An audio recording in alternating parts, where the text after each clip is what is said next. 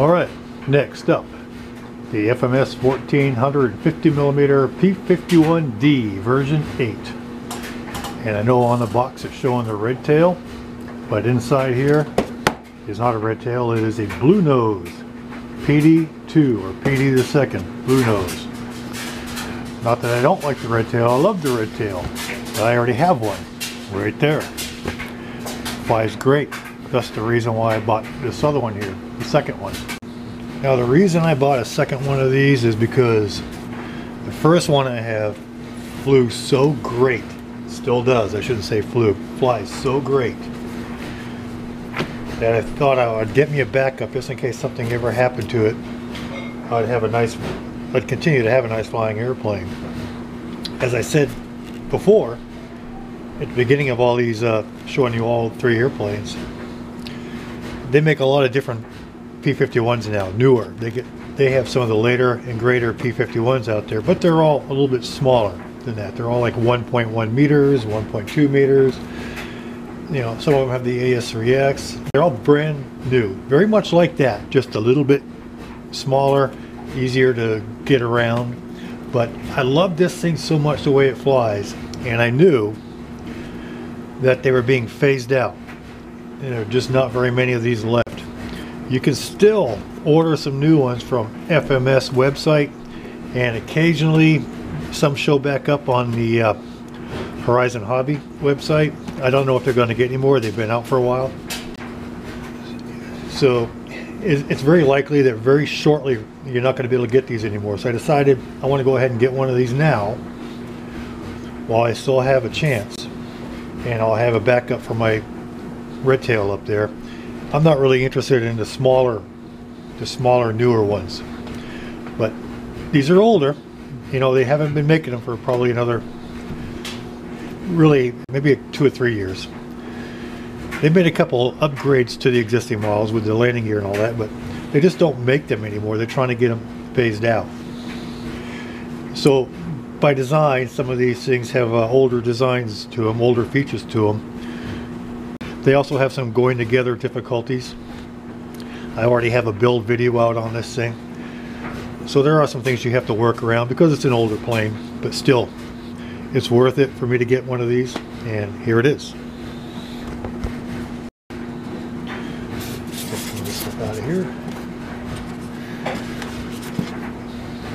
The main wing spar.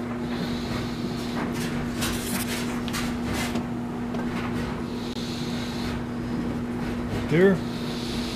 Take out the covers for the wings.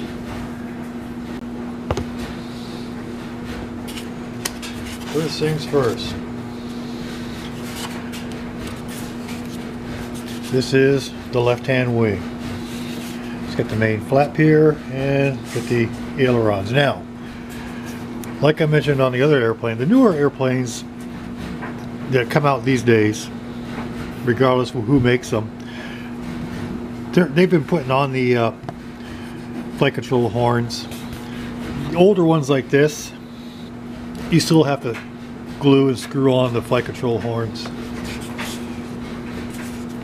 They do give you the servos embedded in there, the aileron servo and the flap servo, but you have to put the horns on and you have to hook everything up from scratch. This landing gear is already retracted in here. I do believe that in 2018 they put new upgraded landing gear into planes they hadn't sold. So this one I believe has a newer upgraded landing gear servo actuator. I'm not sure until I open it up and look, which is good because the older ones we had to put some well, they had a problem with some cracking on the plastic housing for the actuator, or the servo mount, I should say. And we bought some custom-made aluminum sidings to put on there so they wouldn't do that. If these are the new ones, I don't have to worry about that. Beautiful airplane. It's got the D-Day markings on the bottom of the wing. Wings are in great shape. One of the things I did notice when I unboxed it was There is some dented foam here where the wing fairing meets the fuselage, but I can get all that out of there without much difficulty. Here is the horizontal stabilizer. Now, if I remember correctly, when I put that first one together, this was a real difficult task in getting this thing to slide over the part. No, it wasn't that one. The vertical is a hard thing to get to slide over this. And I really had to do some modifying to get this and the vertical to go in place, because the V8 has a new way of attaching the vertical. But anyway, here it is. You still got to put the control horns on this, just like you do the wings. But it's in nice shape. No damage to it. Gotta love that.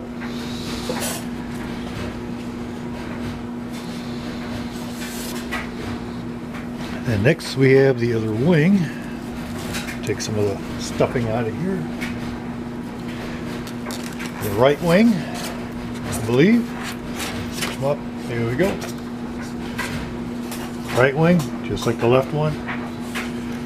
Everything is really in good shape here. Now, same thing with the with the other wing. I have a little bit of crushed damage on the foam here where it's the fairing to where the wing meets the fuselage. It's not a big deal. It can be rubbed out, heated out. I'll get that in working order in no time. But the rest of the wing is in remarkably good shape. Just like the first one I got was in great shape. But you do expect a little bit of imperfections with these things when you get them, because they are foam and they do get shipped a long way. This one came all the way, well, of course FMS is in China, but I ordered it straight from China. So I'm not, sometimes I might complain on a new airplane if I have a lot of damage like that, but I didn't do anything with this because, number one, you know, this plane's on the way out. I was lucky to get this before they went off the market altogether, so it's just an easy fix. So I'm going to keep that without any problem.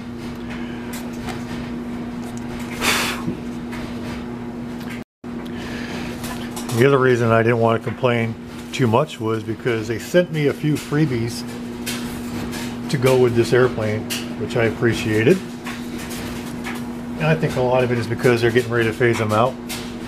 One of the things they sent me was an airplane fabric cover to go over it, so it doesn't get sunburned out there in the sun. It's like a little canopy that attaches to the wingtips and the tail and the front of the prop, and it just covers it up like an umbrella. That was nice. They also sent me two different, two hub and spinner sets. Normally you get one, and a lot of times these things are, you know, a prop impact will damage a little bit of the hub.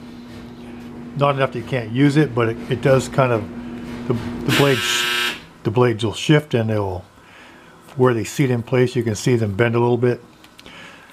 And you normally have to order another set eventually anyway. Well, I got two with this airplane here, so I'm not going to complain about that. Alrighty, the wing external fuel tanks are down here. Nice. Put decals on them. They give you the capacity for the fuel tanks. These things are nice because they slide on, just like that F-15. They go under the wing and they slide on, so you can fly the airplane with the tanks, or you can just simply remove them and fly them without the tanks. One goes under each wing.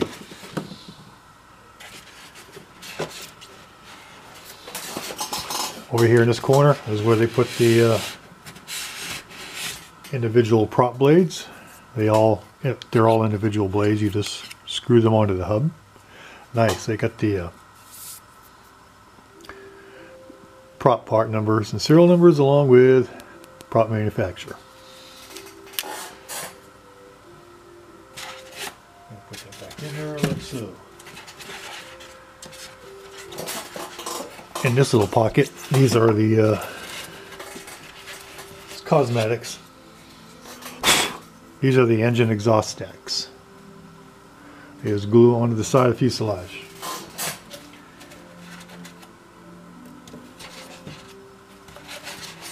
Stick that back in there. Now for the main event.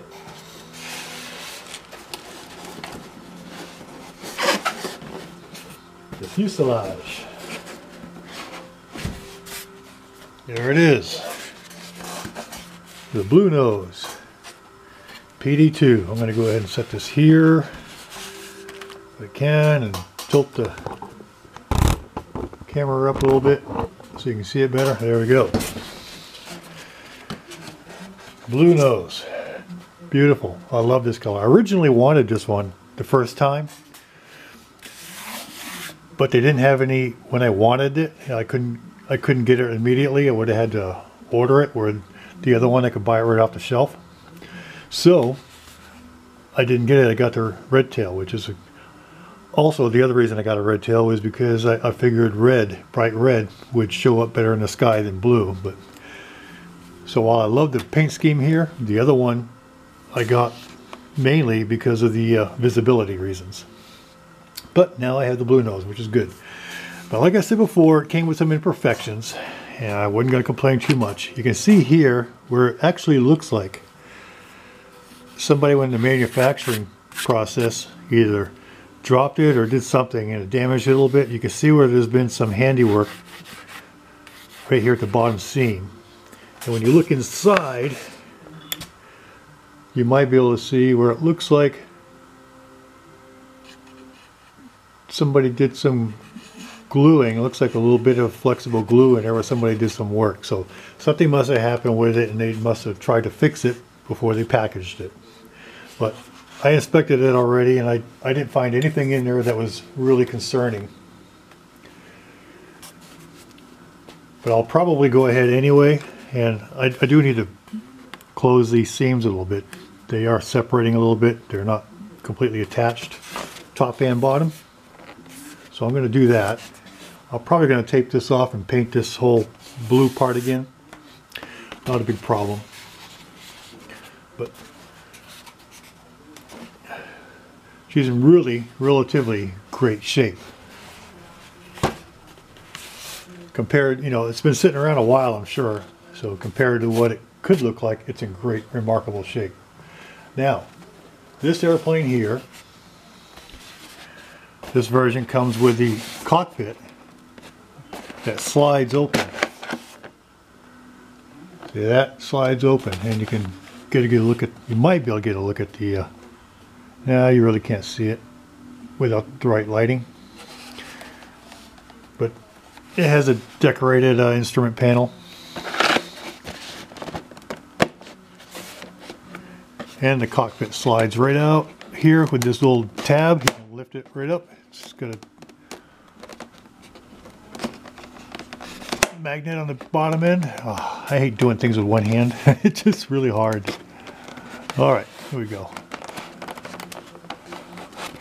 Comes right out. You can see all the insides. Where the battery tray is way up in the front.